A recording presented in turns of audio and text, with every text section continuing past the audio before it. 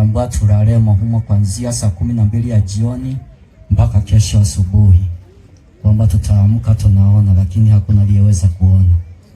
Mwingine mganga akasema kama shariti hilo mmefeli, hamjaona, tafuteni tena kinyesi ambavyo watu wamejisaidia, mviogote mpakie kwenye mifuko, kila baada ya siku mwe mnakula, halafu mtaona. Kwa hiyo tukaanza kula vinyesi. Saa 12 ndio dozi kwamba tutaona. Tukala, lakini hakuna aliyeweza tena kuona. Mwingine tena akasema kuna mganga mwingine yuko Shunga anaitwa Kishwari, ambaye ni mganga nasikia ni maarufu sana kwenye vijiji vya mbalimbali. Bwana Yesu asifiwe.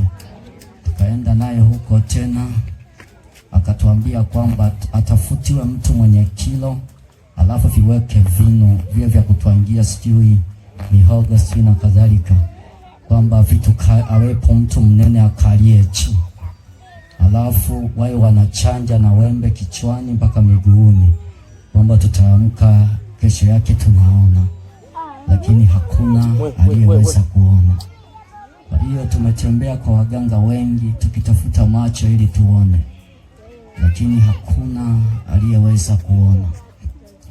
Baadaye wazazi wangu wakakasirika sana, wakasema kwamba mashangazi wakasema kwamba tumepoteza kijana ambaye alikuwa anasaidia kazi za nyumbani, kwa hiyo hana faida tena kuwepo nyumbani. Kwa hiyo mimi nikawa nimefukuzwa nyumbani, nikaenda kulala njiani, nikiwa ni mvua ilikuwa ikinyesha inaninyeshea, sina msaada tena. Baada ya hapo nikabahatika kuogotwa na mwingine mama Msamaria mwema aliyekuwa na sali kanisa moja Katoliki. Kaniogota nikaishi kwake, baadaye akanipeleka shule moja iko Kabanga. Nikawa nimesoma maandishi ya watu ambao hawaoni. Wakati ule ninaendelea kumalizia masomo kupelekwa Dar es Salaam, ndipo yule mama tena kafariki, niko kwenye treni naenda kumalizia masomo. Kwa hiyo nikaambiwa kwamba mama yake na aliyekuwa amemfadhili huyu kijana amefariki, sasa anatakiwa ajue cha kufanya. Kwa hiyo nikalazimika, sijui pa kuelekea. Lakini baadaye kuna vijana watatu waliokuwepo akasema kwamba huyu kijana tunamfahamu, ni mtoto wa fulani. Kwa hiyo akalazimika kunipeleka nyumbani. Wakati wananipeleka nyumbani, wazazi wangu walilia vilio kunipokea, wakasema tunaomba utusamehe. Nikasema hapana, sio nyinyi, kwa sababu hata nyinyi mlivunjwa moyo tu na watu.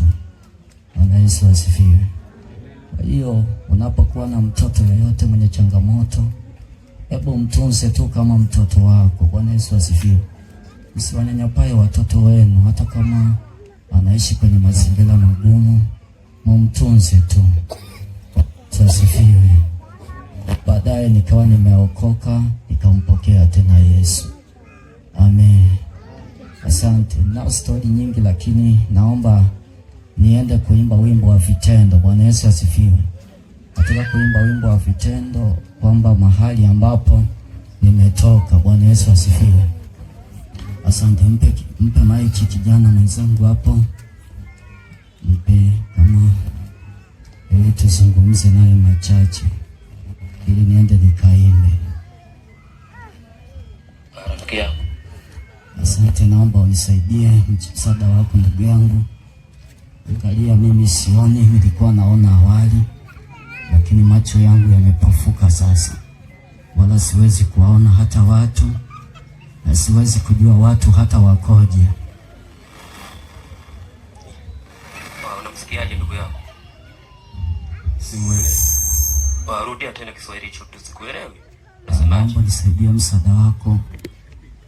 Macho yangu yalipofuka, nilikuwa naona zamani, lakini sasa hivi sioni. Naomba mchango wako unisaidie chochote kile ambacho utajisikia kunisaidia. Kwa hiki Kiswahili sikielewi. Kwa hao wanajifanyaga kwamba hawaoni. Wewe kabisa tu. Kabisa. Utapeli huyu, atakuwa tapeli. Tapeli kabisa huyu. Au tulipige? Au unasema nini? Anazingua ujue. Ili tulipige vizuri, tulifungika hapa hivi. Hivi kama tulikuja nazo. kamba we. Katafute kamba. Katafute kamba.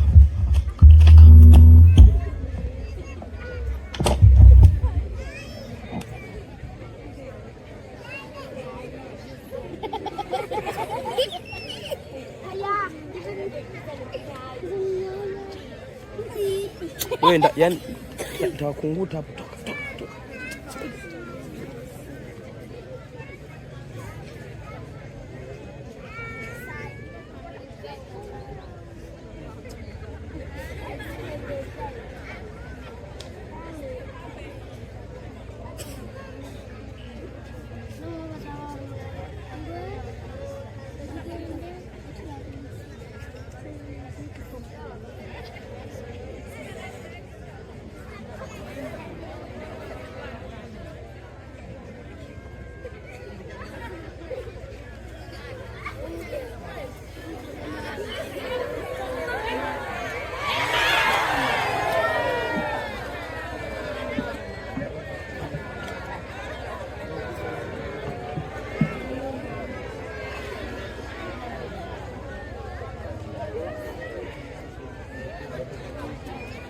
Wimbo play wimbo.